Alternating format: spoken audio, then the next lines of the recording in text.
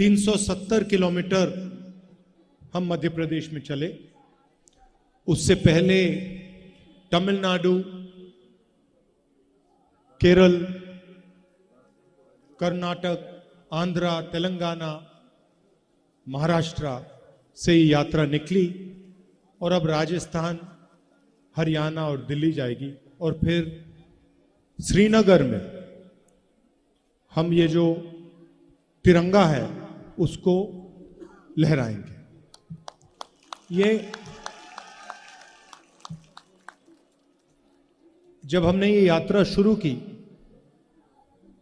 तो काफी लोगों ने हमें कहा, बातचीत हो रही थी कांग्रेस पार्टी में, तो काफी लोगों ने कहा कि देखिए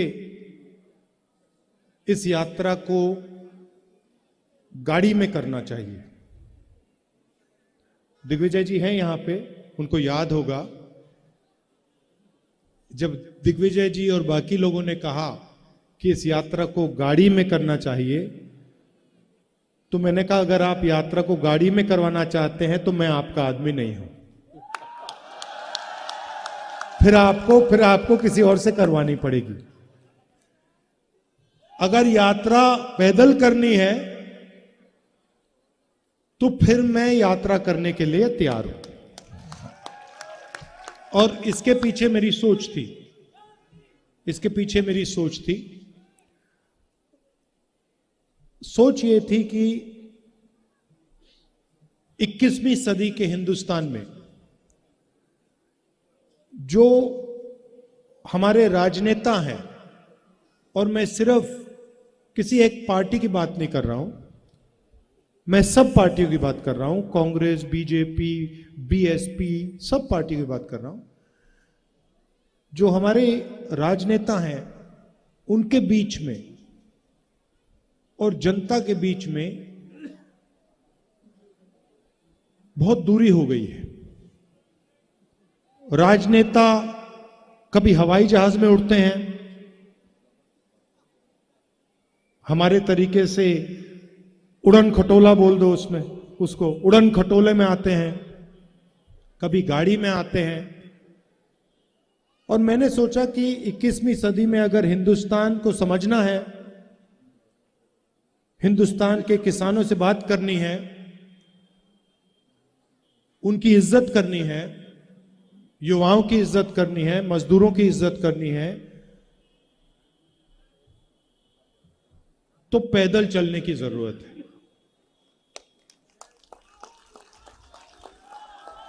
जैसे जैसे हिंदुस्तान की आम जनता सड़कों पे चलती है, वैसे ही हमें करना चाहिए। काफी लोगों ने उस समय कहा कि नहीं, बहुत लंबा है, 3700 किलोमीटर है, मुश्किल हो जाएगी, कैसे चला जाएगा। हमने कहा नहीं, हम रिस्क ले लेते हैं, देखते हैं, चला जाए तो चला जाए, नहीं चला जाए तो रुक जाएंगे। और हम सब यात्रियों के साथ कन्याकुमारी से निकले।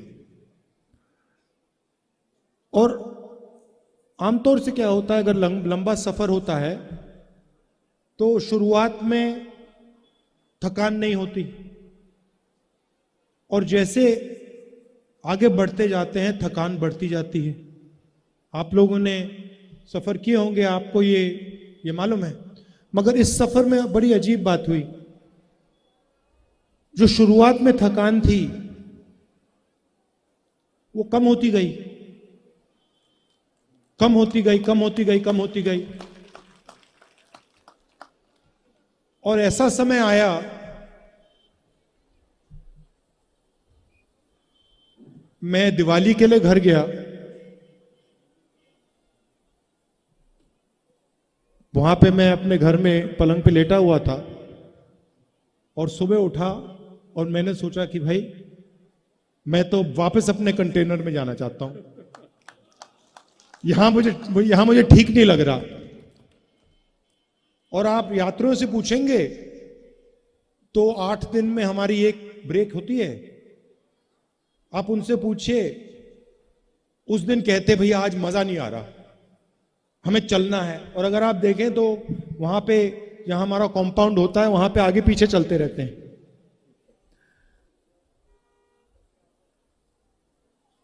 ये क्यों हो रहा है? क्योंकि हम अपनी शक्ति का प्रयोग नहीं कर रहे हैं।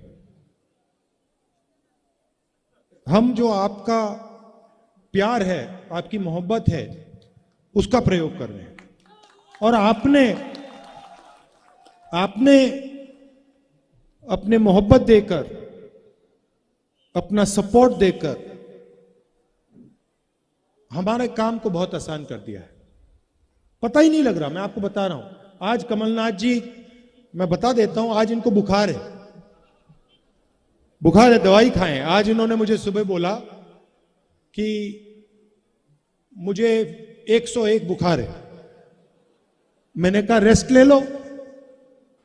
कहते नहीं, आखिरी दिन मैं भी चलना चाहता हूं, मैं रेस्ट नहीं लूंगा, मैंने दवाई खा ली। और देखिए अब मुस्कुरा रहे हैं। और ये सिर्फ कमलनाथ जी की बात नहीं, ये सारे के सारे हमारे नेता हैं। 370 किलोमीटर हमारे सब नेताओं ने चला है और आपसे बहुत सीखने को मिला है। किसानों से बात हुई, किसानों ने हमें पूरा समझाया। कपास के किसानों ने, सोया के किसानों ने, लहसुन के किसानों ने, सब ने उनकी जो मुश्किलें हैं, उनका जो दर्द है, गहराई में घंटों हम सुने, गहराई में बारीकी से उन्होंने हमें समझाया। बीमा का पैसा डालते हैं, प्राइवेट कंपनी को पैसा दिया जाता है, तूफान आता है, बारिश हो जाती है, खेत बर्बाद हो जाता है, कंपनी का कोई नहीं मिलता। ये देखो, इनका बीमा नहीं मिला। तो ऐसे, आपका नाम क्या है? पाटीदार जी जैसे हजारों लोग इन सड़कों पे हमसे मिले, इन्होंने ये कहा। देखिए, मैं आपसे पूछता हूं, आपको जो यहां किसान खड़े हैं, आपको सोयाबीन के लिए सही दाम मिलता है? ये देखो, फर्टिलाइजर के दाम, खाद आपको आसानी, यूरिया आपको आसानी से मिलता नहीं, यूरिया के दाम बढ़ गए। हां, तो ये सब आपने बारीकी से हमें समझाया। युवाओं से बात हुई, युवा कहते हैं हमने इंजीनियरिंग की, कोई कहता है मैंने सॉफ्टवेयर इंजीनियरिंग सीखी, मैंने ये प्रोग्रामिंग सीखी, मैंने वो प्रोग्रामिंग सीखी, कंप्यूटर को चलाना सीखा। अच्छा, अब क्या करते हो? अब मैं मजदूरी करता हूं, computer engineer, mechanical engineer, civil engineer, ये सारे के सारे आज के हिंदुस्तान में मजदूरी कर रहे हैं। तो ये हालत है सिर्फ मध्य प्रदेश की नहीं, हिंदुस्तान की। और जो बीजेपी की पॉलिसीज हैं, वो डर पैदा करती हैं, समाज में डर पैदा करती है। चाहे वो नोटबंदी हो, चाहे वो गलत जीएसटी हो, चाहे वो कोविड के समय की पॉलिसीज हो, इनका लक्ष्य समाज में, किसानों के दिल में, छोटे व्यापारियों के दिल में, स्मॉल और मीडियम बिजनेस चलाने वाले लोगों के दिल में, युवाओं के दिल में डर भरने का है। क्योंकि वो उस डर को नफरत में बदलते हैं। जिसके दिल में डर नहीं है, उसके दिल में नफरत पैदा हो ही नहीं सकती। आप देख लो, जिसके दिल में डर नहीं होता, और हमारी यहां माताएं बहनें हैं, ये इसको बहुत अच्छी तरह समझेंगी। देखिए, आप मुस्कुरा रही हैं। जिसके दिल में डर नहीं होता, उसके दिल में नफरत पैदा नहीं हो सकती।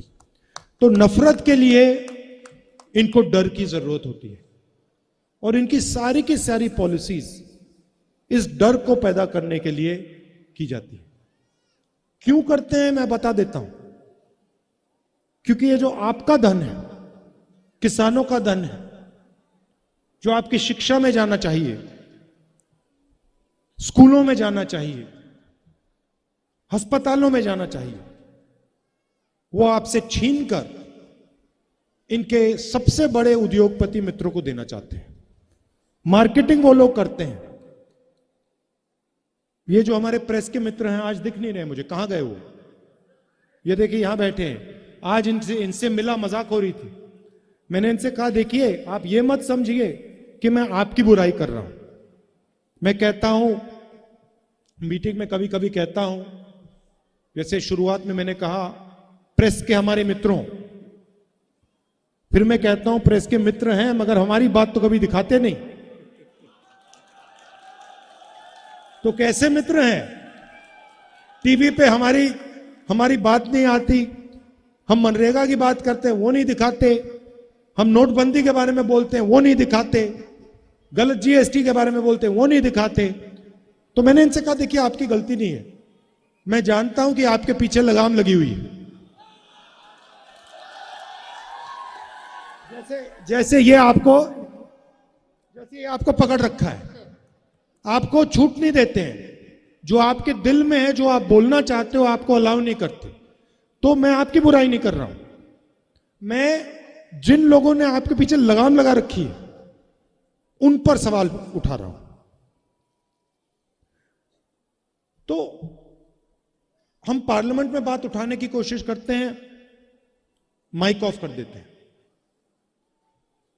माइक ऐसे ऑफ कर देते हैं, बोलते जाओ जितना बोलना है, कुछ नहीं। देखो मैं दिखाता हूं आपको पार्लियामेंट में क्या होता है, मैं आपको दिखाता हूं।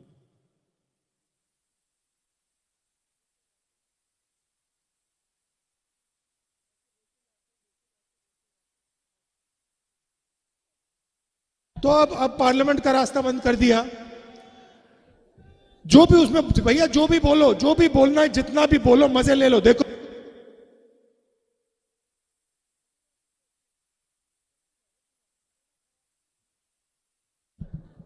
आवाज ही नहीं आती, तो मीडिया का रास्ता बंद, पार्लियामेंट में, विधानसभा में माइक बंद। तो हमने कहा चलो सड़क को तो बंद नहीं कर सकते, तो इसलिए हम 3700 किलोमीटर सड़क पे चले आपको बताने कि ये जो नफरत फैलाई जा रही है इससे देश को नुकसान हो रहा है। ये जो लोगों को डराया जा रहा है, किसानों को, मजदूरों को, छोटे व्यापारियों को डराया जा रहा है, इससे देश का नुकसान हो रहा है। जो महंगाई बढ़ रही है इससे देश का नुकसान हो रहा है, जो बेरोजगारी बढ़ रही है इससे देश का नुकसान हो रहा है। और जब हमने ये बात उठाई, आपने ये बात बहुत अच्छी तरह समझी और आप इस यात्रा में सबके सब शामिल हो गए, तो मैं आपका दिल से धन्यवाद करना चाहता हूं। अब हम यहां से मध्य प्रदेश से निकल रहे हैं, राजस्थान जा रहे हैं। आपने पूरा प्यार दिया, मदद की हमारी, ये मैं जिंदगी भर नहीं भूलूंगा। कांग्रेस वाले कोई नहीं भूलेंगे। और आखिरी में मैं तो हमारे जो पुलिस वाले हैं जिन्होंने इस यात्रा की मदद की, आप हमारे साथ चले, आपको भी कष्ट हुआ, आपको भी धक्के लगे, आपका भी मैं दिल से धन्यवाद करना चाहता हूं। सबका बहुत बहुत धन्यवाद। नमस्कार, जय हिंद।